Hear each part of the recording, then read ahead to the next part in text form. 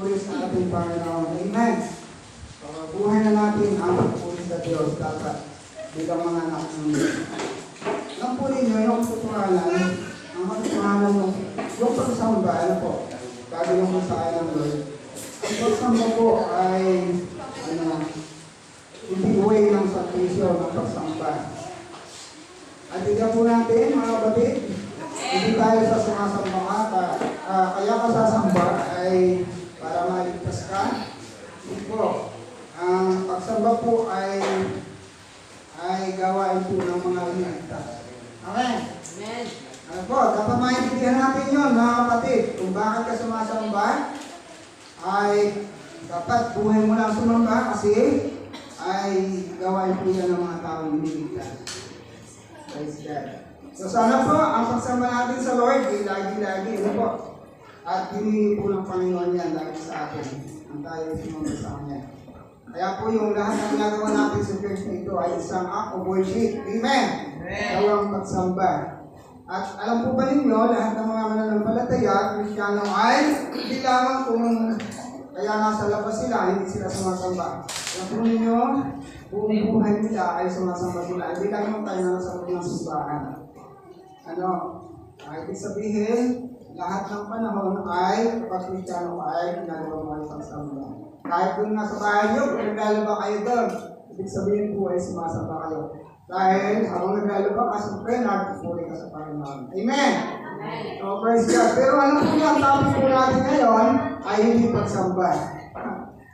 Ano po?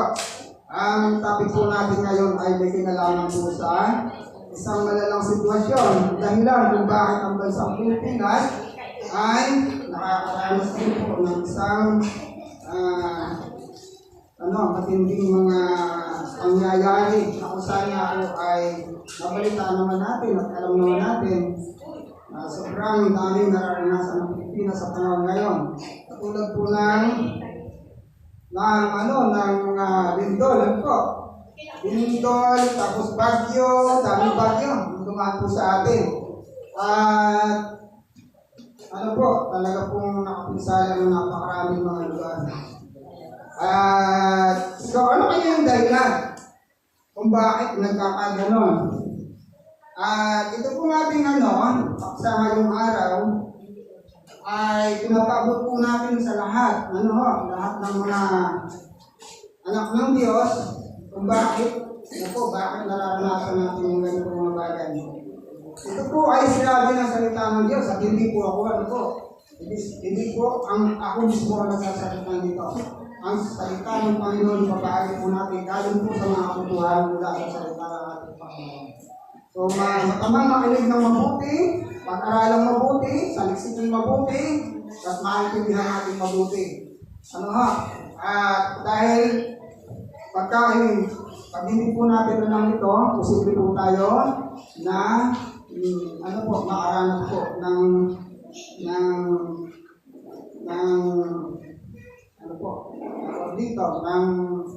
posible tayong madamay sa mga nararanasan, na hindi naman tayo exempted kasi nasa mundo tayo, namin tayo sa bansang Pilipinas. Pero ganun pa man, ay ang dahilan po dito ay may tanging dahilan kung bakit nangyayari po ito. Kung pag-uusapan po natin mga kapatid ang tungkol sa idolatry, alam po niyo yung salitang idolatry sa wikang English ay Diyos-Diyosa. Sa wikang English, sa wikang Tagalog ay Diyos-Diyosa. Sa Bible ay alam po ninyo mga kapatid sa Panginoon ay mayroong 27 na uri ng idolatry ang mga bansa. Dami po. At may iba-iba silang mga pangalan. At hindi lang po yan, ilan lang po yan sa naitala sa Banal na Kasulatan. At pag-usapan natin po ito. At alam po ba ninyo, napakabigat po ito sa paningin ng Diyos. Na kung mayroon tayo ng ganito. So, I believe na ngayon, bilang mga anak tayo ng Diyos, wala naman tayo na. Amen! Wala tayo na kasi naniwala tayo mayroon talagang isang Diyos lamang. Walang iba kundi ang Diyos na sa langit, Diyos ng ating mga Abraham sa tao. Pero bago po, ipagpatuloy natin ang pag-aaral sa salita ng Panginoon, ay tayo po ay saglit po mananalangin at ating po ipanalangin ang kanyang mga salita upang ito'y luputunan sa panantindihan at maunawaan. Tayo po lahat ay umupo, tayo po ay mananalangin. Banal at mapagpalang Diyos, aming Panginoon, kami po ay dumudulog sa inyong marilan na trono, Panginoon, sa trono ng biyaya at habag. Kami po ay nagpapakumbaba sa inyong harapan. At pinikilala namin sa sandaling ito ay wala nang ibang Diyos kundi ikaw lamang. Kayo ang Diyos ng katastaasan. Kayo ang Panginoon, ang may-ari ng langit, lupa at lahat ng bubuhay dito. Kayo po ang Panginoon na dapat lamang sambahin magpakailanman. Lord, sa sandaling ito, kung may nasumpungan po kayong bahid karunyan sa ating mga buhay, humihingi po kami ng tawad. Yung ating buhay namin, nakita po ninyo ito'y napakarami sa inyong harapan. So, balik nagpapasalamat po kami sa pamamagitan ng dugo ng Panginoong Jesus na kabibig sa krus ng Kalbaryo. Lahat ng aming kasalanan ay nahugasan ng dugo nito. At kami po ay tinitingnan ninyo na kung saan ay isang maputi na walang batik, may karumihan sa inyong anumay sa nito. I pray, Father God, sa mga salita po ninyo, na ito po ay inyong bigyan ng kalinawan sa amin, higit sa lahat. Habang nakikinig po kami ng inyong mga salita, bigyan po nyo kami ng puso na hanggang tanggapin ang inyong mga salita. Bagamat may mga pagkakataon na inyong salita, Panginoon, sa buhay namin, ito po ay tila mahirap tanggapin. Pero yun po yung tanging katotohanan ng Panginoon. Kung tatanggapin po namin yung mga salita, Lord, sinabi po nyo sa yung mga salita na kami ay tunay na makalalaya. At dahil kami ay malaya, ay makakaranas kami ng pagpapala. Lord, bless po ninyo ang lahat ng mga tengang makikinig, ang puso na kung saan, Lord, ay sisigla ng salita po ninyo. I-bless po ninyo ang maging ayun lingkod, magdadala ng mensahe nito. I pray, Father God, na bigyan niyo ko ng karunungan, kalaman, at iligin mo po ko, kung wala ng makapangyarihan sa ito, kayo po magsalita sa aming nabi.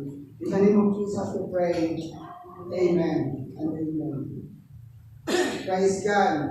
So, yung topic po na ito ay hindi na po pangkaraniwan sa atin, mga kapatid sa Panginoon. Sa wikang English nga po ay idol o idolatry, at sa Tagalog naman ay Diyos-Diyosan. At pagka yan po pinag-usapan, marami pong bagay na kung saan ay parang nahihirapan din tayong tanggapin. Dati pa nung una, nung hindi pa tayo nakakilala sa Panginoong Jesus, ay talagang pag pinag-usapan ng bagay dito, nagagalit po tayo dati noon. Amen! Nagagalit tayo, hindi natin kaya tanggapin kasi yung pa naman mula ng pagkasilang natin hanggang sa tayo ay umidadas siguro, minana natin yung mga kaugalian na yun dahil sa ating mga nunod mga magulang.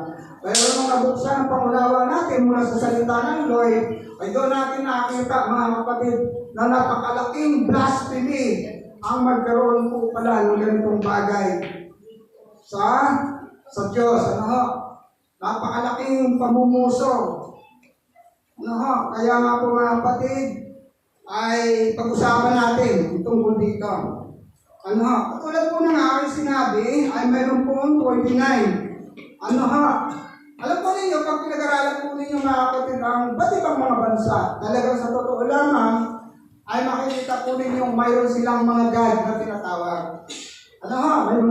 May mga God silang tinatawag, pero ito pong God na ito, hindi talaga yung Diyos na buhay, yung Diyos na makapangyarihan. Hindi po talaga yun. Tignan nyo. Ito ay puno ng mga supporting verse.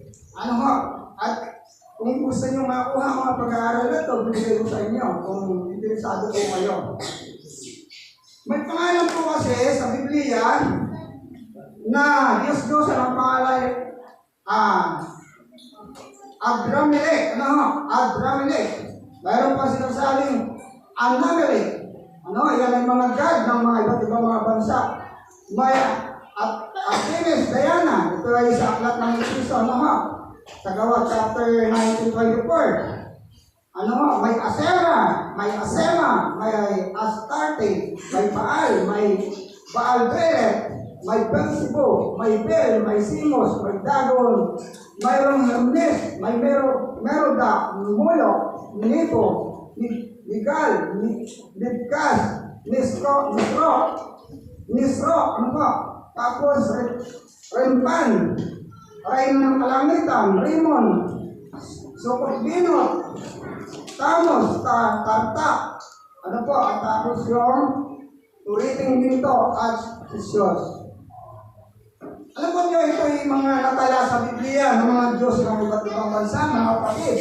Maliwan pa dito ang pinilalang mga Diyos ng iba't iba pang mga bansa na hindi na natala. So alam po ninyo mga kapatid, nakakalungkot na ang napakaraming bansa sa buong daigdig ay hindi kumilala sa isang makapangyarihang Diyos na kung saan ay ang Diyos ni Abraham sa Jacob. Ito yung napaka-makapangyarihang Diyos. Ngayon, alam po ba ninyo mga kapatid na itong mga Diyos-Diyos sa ito po ay talaga pong lubos na pinamumuhian po ng Panginoon. Sa atin, kung mayroong tayo, halimbawa, alam po kayo yung pagiging Diyos-Diyos, ang mamaya kapag-aralan natin, hindi lang imahin. May mga Diyos-Diyosan din po na hindi imahin pero Diyos-Diyosan ang buhay mo. Ayan, pag-aralan natin. At pag binasa po ninyo sa aklat ng Exodus, chapter 20, verse 3 up to 6, tingnan natin. Pagbuklat po tayo ng Biblia, magsimula na mag-aaral ng kanyang mga salita. Exodus po, ano po sinasabi ng Lord doon? Ang Exodus po ay, ito yung 10 Commandments. At sinabi natin 10 Commandments ng Diyos, ito po ay 10 utos ng Diyos. Tignan natin. Exodus chapter 20, simulan natin sa verse 3. Tignan na, pag-aralan natin mabuti, mga kapatid. Makinig tayong mabuti. Huwag kayong magkakaroon ng ibang Diyos maliban sa akin. Una-una yan. Kung isipin natin pag-aralan, ito ay commandment na ng Diyos ko. Pero mapapansin nyo, sa 10 commandment na binigay niya sa mga Israelite, unang-unang isinulat niya ng Diyos. Unang-unang sinabi niya ng Diyos. Yung bagay na yan, sabi po dito ay ganito. Ano po?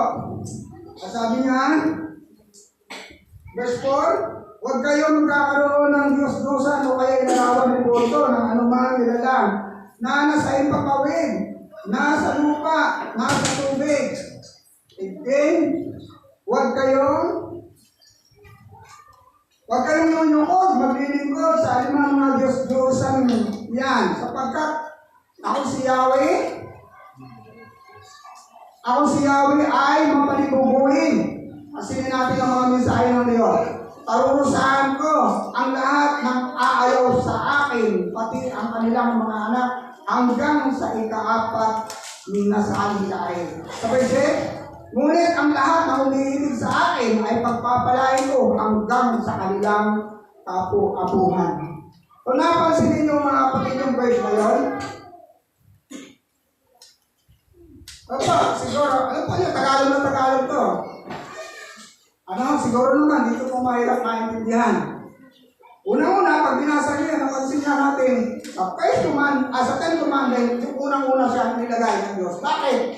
Nasulat po doon, ang Diyos ay siloso.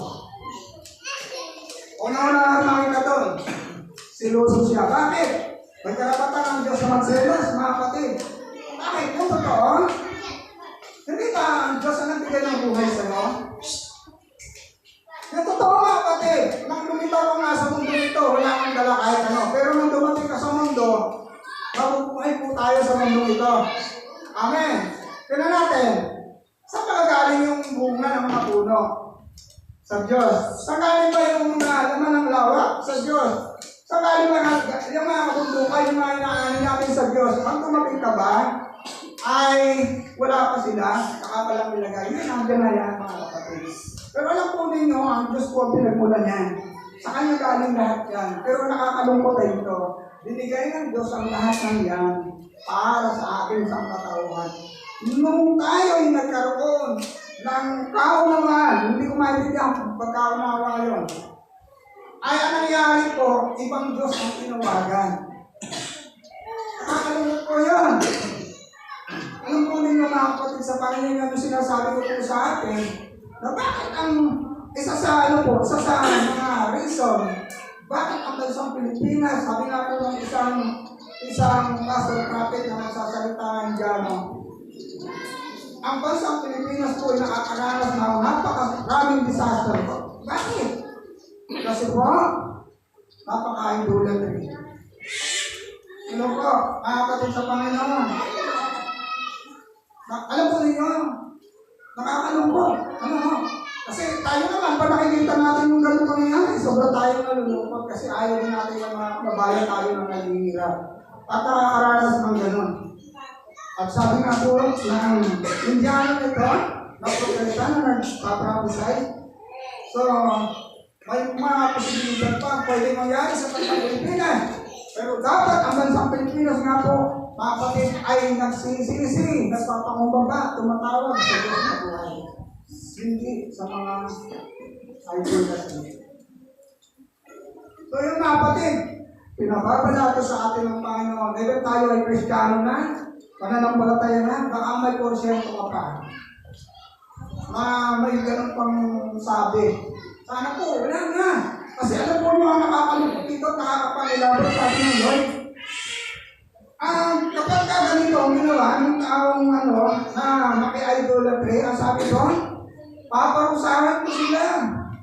Dahil ayaw ninyo sa akin na bilang Diyos, mas gusto nyo dyan, paparusahan ko kayo hanggang sa 4th generation.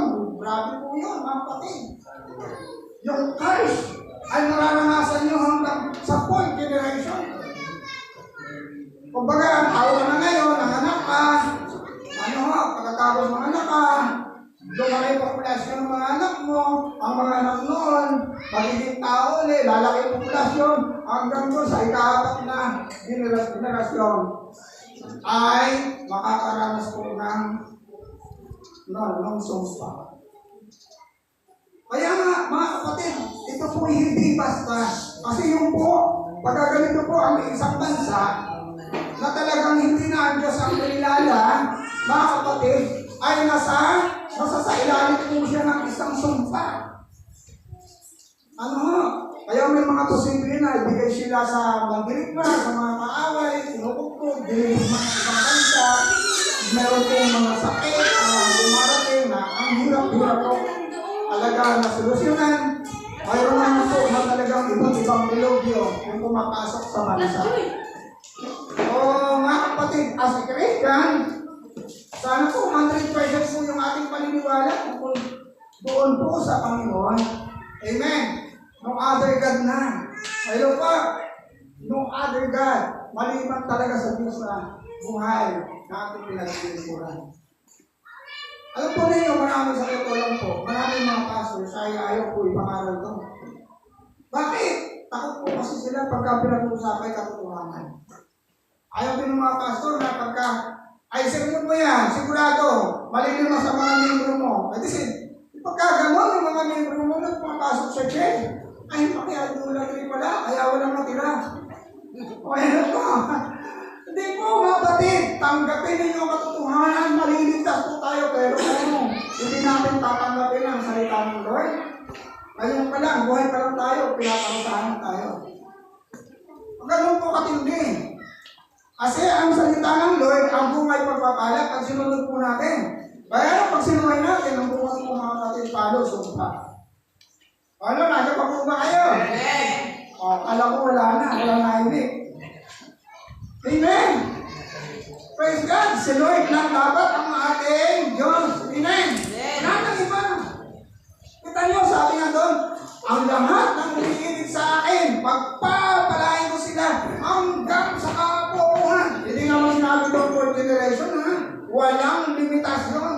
Basta magtiwala kayo sa Diyos. Grabe! Kaya pag yung totoo na Christian, mga kapatid, maniwala po kayo. At totoong na Christian ka, simula ng pagpapala sa buhay mo na yan. Amen? Simula. Pero kung meron pa, sabi natin na I'm a born again, I'm a Christian, pero pagdating ng oras, maraming Christian, bakit nandito pa rin ako ngayon? Siguro, may question. I-search mo yung sarili mo. Na, pag-aralan mo, isipin mo yung sarili mo, baka may mga bagay na hindi ka pa naiisip sa mundo. Pero po, kasi ang Diyos natin Panginoon, ayaw niya ng mga anak niya ay naghihirap, naghihikaho, nagdurusa, puno ng mga problema. Praise God. So yung po, ano po? So makita natin. Ayan. Na kailangan din talaga ay meron lang tayong isang Diyos. Tingnan natin po mga kapatid sa banal na kasulatan. Ang ilang mga verses na nagpapatunay na ang mga idolatry ay walang kapangyarihan. Makibukas po kayo sa aklat po ng Awit 135 verse 15. Sino po sa inyo may Bible?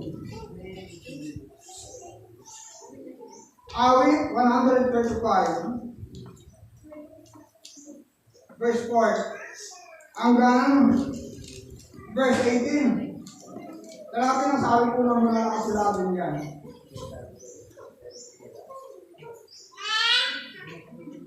Verse 15. Sorry po, verse 15. Ay, opo, verse 15 po.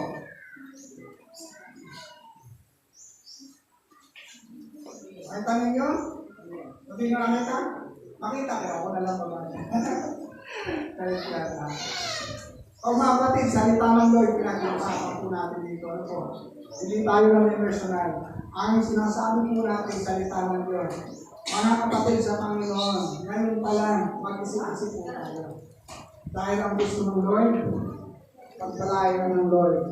Amen. Ang gusto ng Lord, siya lang talaga yung gusto mo. Tingnan natin, sabi rito, Awit 135 verse 15. Ang mga Diyos ng mga bansay, gawa sa pilak at ginto, gaganto pa naman, kamay ng mga taong bumugis at bumuo. Ito ron. Oo, mayroon silang bibig, hindi naman maibuka. Mga matay, mayroon din, hindi naman makakita. Mayroon silang mga tenga, ngunit hindi makarinig. Hindi sila humihinga sa inuman o sa bibig. Amen? Ang gumawa sa kanila, sa lahat ng magtiwala, matutulad sa idolo na siya rin ang lumita. Ano, nakakalungkot po yun. Yung may sabi niyan, siya rin David, sa aklat ng Awit. Kaya sabi doon, yung reality, yung totoo, tingnan mo. Kung ikaw ay bukas ang pangunawa, kung ikaw ay talagang matalino at nagsasaliksi, nakita mo ba yung isura? Kahit anong klase pa yan, may puti, may itim, may maliit, may malaki. Mga kapatid yung totoo, di talaga sila makakakita. Sabi ng Biblia, alam mo ba niya sa Bible? Hindi lang itong verse na ito nagpapatunay, daming verse sa Bible. Na pinatutunayan ng Bible, ganun yung aura, ganun yung Diyos ng iba't ibang mga bansa. Pero ano po ninyo? Ito ano po yung ang walang idolatry na bansa? Walang Diyos sa bansang Israel. Pag nabalataan natin ang bansang Israel, maraming mga karating bansa na mamanghato sa kanila. Bakit? Napakadol po nila pagdating po sa digmaan, ay talaga pong sila ay makapangyarihan. Lagi nang tatalumpay. Alam mo yung dahilan? Kasi ang Diyos po nila, yung Diyos ni Abraham, yung pinaka makapangyarihan ng Diyos lang. Wala silang abay. May mga may mga Israelite na kahuyo sumamba sa iba't ibang mga Diyos nung mga pag-asawa sila ng iba't ibang mga bansa ng mga tao din. Pero gayon naman, mismo ang bansa ng Israel ay walang ibang Diyos. So makita natin, ang nakakalungkot po dito sa ating binasa mga kapatid, na verse na ito, sa 18 na ito, ang gumawa sa kanila at lahat ng nagtiwala ay matutulad sa idolo. Sa idolong sila na rin ang lumikha. Tingnan nyo, pag sinabi na matutulad ka dyan, dyan sa ginawa mo, mga kapatid, nakakalungkot po yan. Nananahulugan na ikaw ay isang tao, buhay ka, tumingin na, pero yung totoo, parang patay ka. Bakit?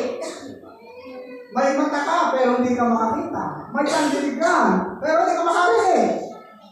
May baka, hindi ka makalakad. Alam po niyo kung bakit? Makikita niyo siguro. Nakakalakad naman sila, pastora. Nakakakita naman sila. Tingnan niyo, kukita nila. Nakakapagsalita sila. Pero alam po niyo yung totoo. Pagdating sa spiritual na bagay, hindi nila kaya. Ano pa? Katulad ng mag-praise, mag-puri, yung mga tao nila, hindi nila kaya mag-puri sa Panginoon. Hindi nila kaya sumamba sa Diyos. Yung yung lakad, hindi nila kaya lumakad sa lawayan ng Diyos. Kasi, paralyzed sila doon. At yung kanilang pandinig, kahit anong sabihin mo, na salita ng Lord, ng gospel, ng kaligtasan, hindi nila maiintindihan po yun. Kaya magtataka kayo, ay mga kapatid na nangangarap sa iba't ibang mga lugar. Kasi nga, ito ang laging katanungan ng mga kasakiran. Pastor, bakit? Ang dami ng tao na kasama natin sa pananambahan. Pero bakit? Parang hindi nila maintindihan yung salita ng Lord. Yung aming binibisitation, yung aming binabaybol sa tumanggo. Ang tagal na namin po, sabi ko kung paano ito ba? Kasi, hindi pa dumating sa kanila ang pagkaunawa. Baka may mga pagkakataon nga po na talagang sila minsan pa nakasama sa mga ganong mga album. Kaya yung buhay, nakakalungkot yung isa. Ano pa? Kaya mga kapatid, kaya nga po, pinalalayo tayo ng Panginoon sa ganon. Ano nga? So praise God. Hallelujah. Ngayon, ang ibang supporting verse, makikita natin sa awit 115, 4 verse 8, ganoon din ang pagkakasabi. At sa Isaiah chapter 46, 5 up to 7. Gayon din ang pagkakasabi. Ibig sabihin, sa ibang aklat talaga, ang balalakas-sulatan ay talagang inulit-ulit po yan. So yun po. Dito mga sabi dito, ang sumamba sa Diyos-Diyosan ay walang bahagi sa kaya ng Diyos. Tingnan ninyo, mga kapatid sa tanong.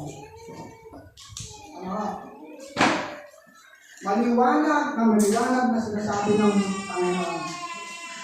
At nasa ika ng Lord. Nakakalungkot to, pag sinabi, once na sumamba ka yan, once na ganyan ang iyong sinuturing na God, wala kang bahagi sa kaya ng Diyos. Nakakalungkot po yun. Pag ang pinag-usapay kaya ng Diyos, isasarado ang kingdom of heaven para sa iyo. Mga kapatid, ang ibig sabihin, saan ka pupunta kung gano'n? Sarado na yung heaven para sa iyo. Dalawang kingdom lang naman ay yung heaven at yung isang kingdom. Alam niyo yung kingdom na isa? O kingdom of hell. Ano pa natin pa mo ba kayo mga kapatid? O ibig sabihin, sarado. Sabi doon sa aklat po ng 1 Corinthians chapter 6, 9 to 10. Sabi po yan. 1 Corinthians chapter 6. Chapter 6. Verse 9.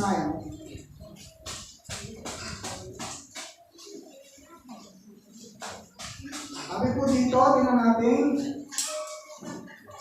Bagaman marami po sinabi rito na iba't ibang bahagi ng mga nagagawang pagkakasala. So, kukunin lang natin yung isa doon sa pinaka-topic doon. Ay yung pinag-uusapan natin. Hindi ba ninyo alam na ang mga makasalanan, tinuturing po makasalanan din po yung mga gumagawa ng gano'n, ay walang bahagi sa ari ng Diyos? Huwag ninyong gayahin ang inyong sarili.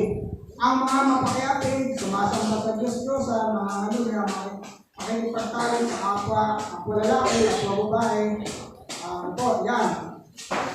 Paten, ang magnanakaw sa kayo, magnanasig, magnanait, sa kapwa, ng kapwa, magnaraya, ay walang bahagi sa area ng Diyos.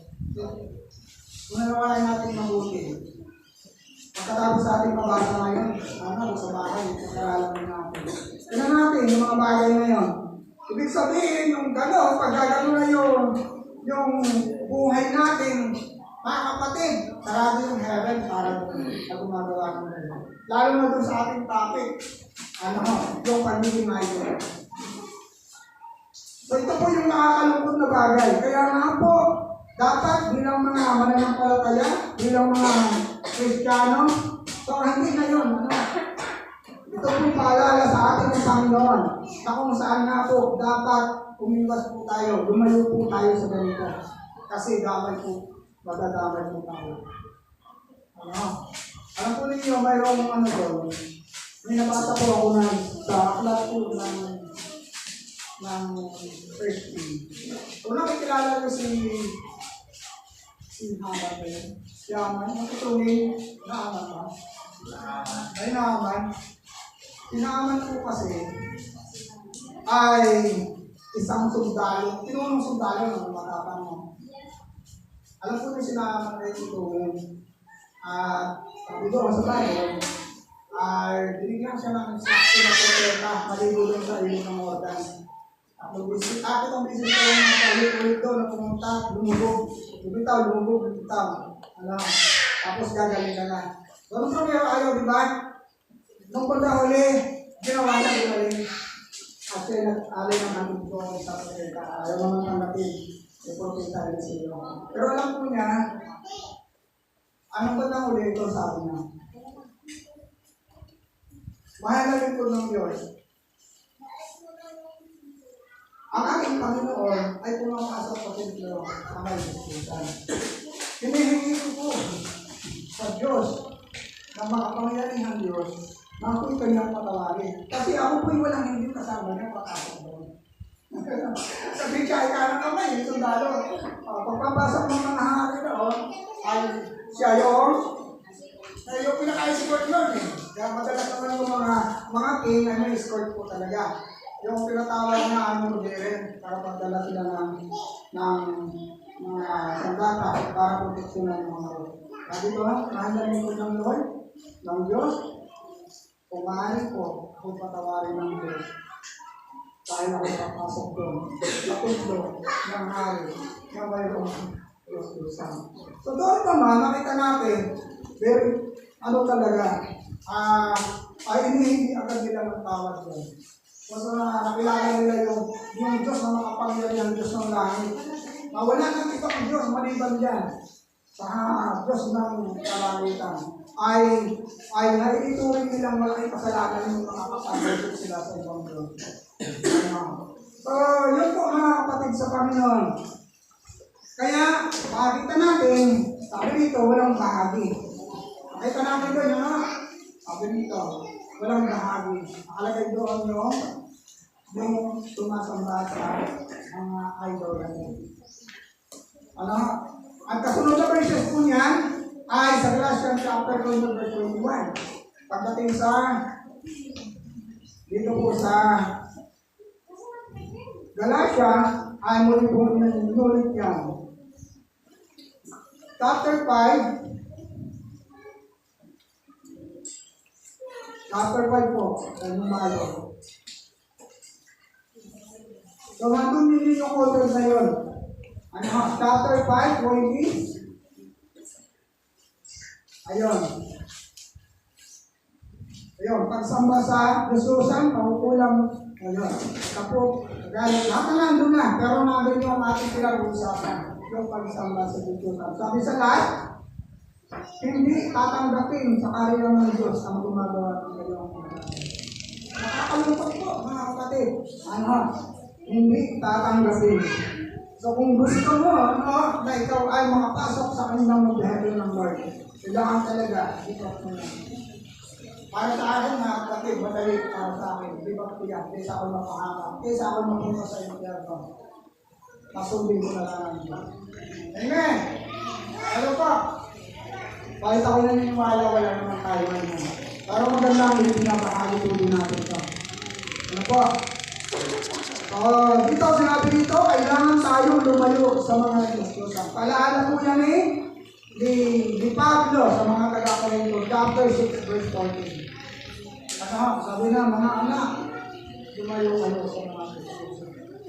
Kasi, pag ganyan po, ginawa natin yan, mga kapatid, talaga po, sabi ka talaga kasi dahil maranasan po natin yung sumpa ng kasi ang Diyos ay mas aniguin, sabi niya sa aklat ng Exodus chapter 14.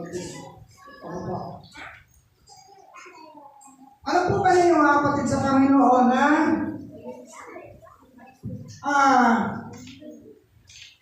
hindi lang yun yung pinatawag ng Diyos at pagkakay sa Protestant.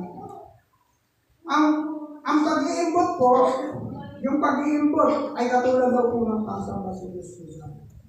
Ano ba yung pag-iimbot? Ano, para ba ang ganito? Hindi sa'yo, pero pinagpipilisan mo. Hindi sa'yo, pero gumawa ka talaga ng paraan na mapasa iyo. Alam po ninyo sa Old Testament ay mayroon doon na may isang tao doon na hindi talaga para sa kanya yun. Binibigay doon sa propeta yun. Kung makita ninyo si Juan, mabasa ninyo, ito pong si Naaman, pinipilit ibang ibigay kay Eliseo yung kaloob. Nakita yung mukha ng kamay niya na si Gise. At pagkatapos ay may pila kasi doon, may pila, may binito at may mga damit na mga mamahaling. At binibigay doon sa likod ng Diyos kasi sobrang napapasalamat. Tinanggihan talaga yung propeta Eliseo. Alam po ninyo, ang ginawa ni Jesus kanang kamay, pinagimbutan po yun. Medyo may kalayuan na si Naaman. Ay, hinapon niya. Ano, kala ka siguro yung siguro medyo, nakalipid na yung si propeta Eliseo. Hindi na siya nakikita. Kaya, hinapon niya. Pagka abot niya, sinabi niya, ay ay Panginoon, parang gano'n. Ay, ibigay po ninyo sa akin yung pinapagkalong ninyo sa mahal na lingkod. Kasi wag naman po wag lahat, konti lang, dahil may kailangan. O kailangan lang pala natin ng Panginoon ng propeta. Alam po ninyo, tinungan ni Jesus. Kinuha ng Jesus, yung mga talento na yun ay ibigay. Ang nangyari po, ang itong may naaman, yung pa. Ibig sabihin, huwag natin palimutan yan kasi hindi para tao nun. So yung sumpa na nakamdaman na kayo na amang, lumipat sa kanya. Nakakalungkot yun. Alam po ninyo, sa matinding, ang ito po kasi sa bansang Israel ay napakatinding sakit. Kapag nagkakitong doon ang isang tao, sila po ay may sadyang isang pulo. Ano ba? Sample, parang pulo na yan. Pulo diyan. Na medyo malayo po talaga yan sa ibang karating na lupain. At lahat po ng may kitong ay yung ginagala. At nandun na lang talaga sila. At yan po ay isang sakit na parang mas matindi pa sa cancer. Napakahirap pa talaga. Ayun, lumipat doon. Kay Eliseo kung kaya nga, ay ibig sabihin, huwag mong pag-ibutan yung bagay na hindi yun. Kasi yun ay mayroong sumpa na pwede natin. As sinasabi po sa Colossians chapter 3, verse 5, na ang pag-iimbot po ay parang pagsamba rin sa Diyos-Diyosan. Kalagay po dito. Akala po natin kasi yung Diyos-Diyosan ay imahe Pero pagka tayo ay pala ay taong paglingkod o ginagawa natin yun, ay sabihin ay nagiging makadiyos-diyosan ito tayo. Colossus po, chapter 3 verse 5. Anong sa kalagay po diyan? Sabi dito. Kaya dapat mawala sa inyo ang pitang mga laman. Ayan, sabi dito. Marami sinabi siya, pero ang nakalagay po dito, yung salitang masamang pagnanasa at paglilingkod ay isang uri ng pagsamba sa Diyos Kristo. Ano po? Kaya nga po, mga kapatid, kung anong mayroon ka, dapat matiwala ka. Masiyang ka, magpasalamat ka sa Panginoon dahil mayroon ka naman. Pero yung hindi para sa iyo, huwag mo nang pag-inputan. Amen? Pwede na naayos ang gawain ng mga tunay na anak ng Diyos ang ganun. Amen. So, yung pa, ang last po, ay makita natin, hindi lang kundi ang salapi o kayamanan ay may tuturing na diskusan. Tingnan natin. Ano ho?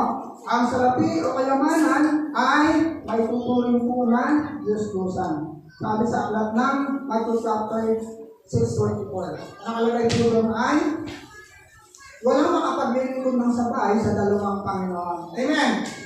Sa Diyos at sa kayamanan. Kapag sabi doon, ibigin niya yung isa, at yung isa ay ay tatatwa yung isa. Hindi na pwede pagsabayin yun. Kailangan talagang isa lang doon. At sabi ng Lord, hindi kayo makapaglilingkod sa Diyos at sa kayamanan. Kaya nga po, mga kapatid, tinan natin, paano nagiging Diyos ng kayamanan? Ang kayamanan po kasi ay tinatawag ng mga material na bagay. Pero, maging maingat po tayo. Kapag mayroon kang material na bagay, mayroon kang kayamanan, may kabuhayan ka, anumang material po dyan, mga kapatid sa Panginoon, kailangan, anytime, kailangan ka ng Diyos, pwede mong i-give up yan. Amen! Ito po kasi nakakalungkot, maraming tao. Ano sila po sa inyo na binigyan ng Lord, yung totoo, mayroon tayong, sabi ng Lord, mayroong binibigyan ko kayo ng 6 na araw para magtrabaho. Hindi kapito, magpahinga kayo. Alam po yung ang Diyos, hindi magamot. Ang gusto ng Diyos doon, magpahinga ka. Dahil pag yung buhay mo, ginamit mo, all the day, every day, trabaho na trabaho, mga kapatid. Sa edad ka ng 70 years, baka abutin mo 50 years lang. Sobra kang makalim sa buhay. Ang gusto ng Lord, magpahinga ka, mag-relax ka. Saan mo kukunin yung relaxation? Sa Diyos. Pag sumasamba ka, ito yung beneficio makita natin. Paglabas mo ng simbahan, wow, kakaiba yung pinyong malakasan na yung Amen. Paglabas mo ng simbahan, yung dating nakasimangot ka pagpasok, paglabas mo, nakamiti ka.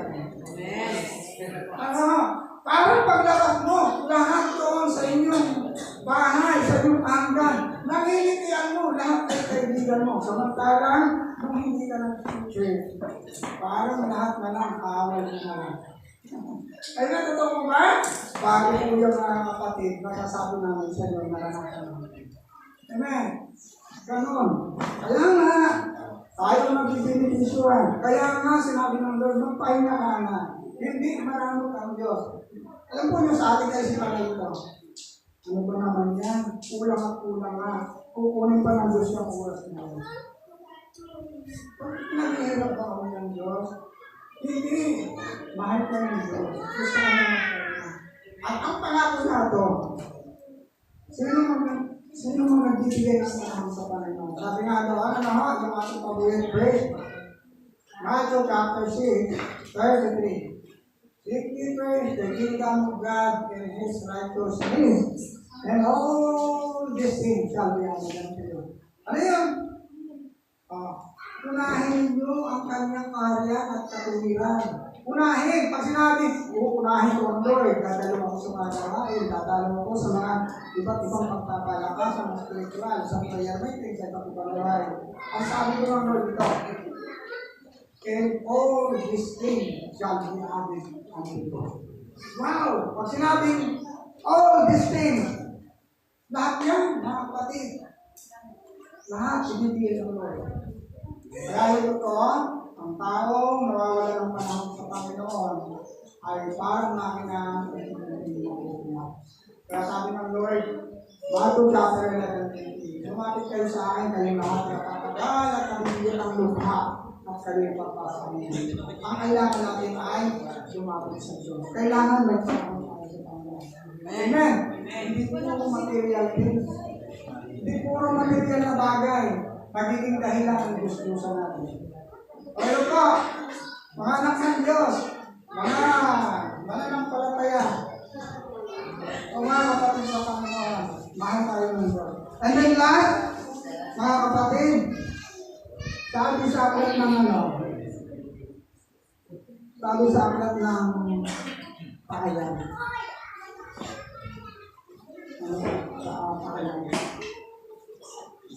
Chapter 20, verse 8. Tingnan natin. Ito yung nakakalungkot na. At sana ay hindi tayo napasama sa Panginoon. Kung naniniwala lahat ng mga mananampalataya pumapasok sa Diyos ay hindi po tayo makakasama kung makikinig tayo ng mabuti talaga sa salita ng Diyos sa dito natin. 21 po, 21 verse 8. Kaya po, natin na, sabi dito. Subalit, malagim ang masasakitan ng mga duwag, mga taksin, mga nagpasasa sa kasuklam-suklam na kalayam, mga mamatay tao, makikapapapin, mga mangkukulam, o nandun na naman yung verse, ay yung pangungusap na isa. Ang mga sumasamba sa Diyos-Diyosan at lahat ng sinungaling. Hanapin na. Kaya kapag Kristiyano tayo, bonanin tayo, huwag tayo gagamit ng salitang kasinungaling yan. Kasi yung lugar po natin, yung lugar ng mga taong ganun po mga kapatid, pagka ganun, ay sabi nun, sila ay ipupulit sa lawa na nagdalagdagdag na asupre na siya ang pangalawa. Tapos po tayo. Pagka ganun. O mga nakita natin yun, word na, lahat ng sumasamba sa Diyos-Diyosan ipupulit doon sa asupre na naglalagdagdag. Wala na doon, walang pagkat yung apoy doon, laging naglalagdagdag yun. At naandong pa naman, hindi nasusunod. Kaya nga po, mga kapatid sa Panginoon, mahal po tayo ng Diyos.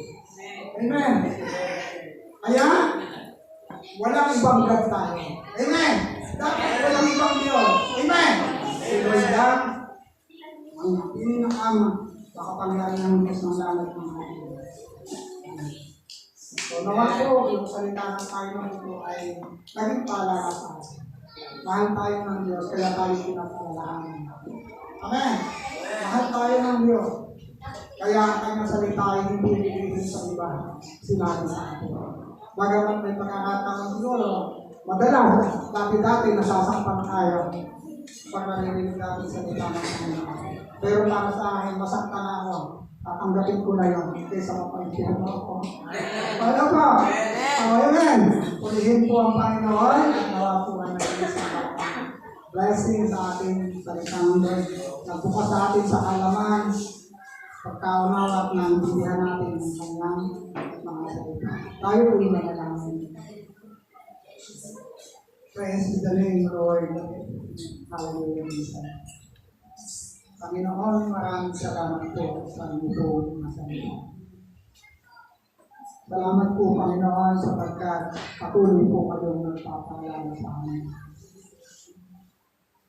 Panginoon, pinapakita mo lang sa amin na mahal mo kami at ayaw ko kami matahan. At sa sandali tuloy naging bukas sa amin kalagitnaan ang buhay ng mga salita. Lord, pray para sa na lahat na mayroon kami sa buhay namin, hindi na may tuturing namin ang idol o idol ng buhay namin na nakakahigit sa iyo, Panginoon. Tulungan niyo kami na mahigit at ito. At kayo po ang gawin namin Diyos at Panginoon ng buhay namin. Lord, sobrang minahal mo kami. Sobrang pinakita mo sa amin kung gaano mo kami ibig, minahal, hanggang namatay ka sa krus ng Kalbaryo. Hanggang ngayon, ang daming mga promise mo sa amin. Ako sa Lord, lahat yun ay matutupad. At walang kawawang ito na kahit isa. Tulungan mo kami, Panginoon. Dati nga po ang puso namin, Lord, na hindi sanay sumunod sa inyong mga salita. Madalas hirap na hirap kami bago sumunod. Hirap na hirap kami makikita. But we thank you, God. Hallelujah. Pagkat pinitay po ninyo sa amin ang Espiritu ng kalakasan. Ako sa amin, magawa namin yung kalawang sa amin. I pray, Father God, sa aming mga kapatid na nandito sa amin. Hindi na aksidente na sila ay narito ngayon. Ito ay kalooban po ninyo. Kung marinig po ng bawat isa sa amin ang inyong mensahe. Nawa, Panginoon, hallelujah. Tulungan mo ang mga kapatid namin sa iglesia ito. Higit sa makapaintindihan at makatawan ng mga salita. Magpilihan namin ang inyong mga alaala sa amin. Ito'y nagpapakita, Panginoon, ang iyong pagmamahal. Lahat ng inyong sinabi, Panginoon, sinabi po ninyo na hindi para sa kaibigan, kundi para sa kaibigan. Maraming salamat, Panginoon. Natuloy po kayo mag-usap sa puso ng mga kapatid mo sa oras na ito kasama po namin. Mag-usap po kayo sa mga tulungan po niyo sila na hindi lamang sila nagpasimula, kundi hanggang sa uli sa aming buhay bilang ng Diyos na buhay, hari ng hari ay paglingkuran ka namin habang kami ay mabubuhay. Maraming salamat, Panginoon Jesus. Pinagpala po niyo ang kailangan mo Jesus. Amen. So God bless po. Salamat tayo natin sa mga. And then the last, sabi ko ay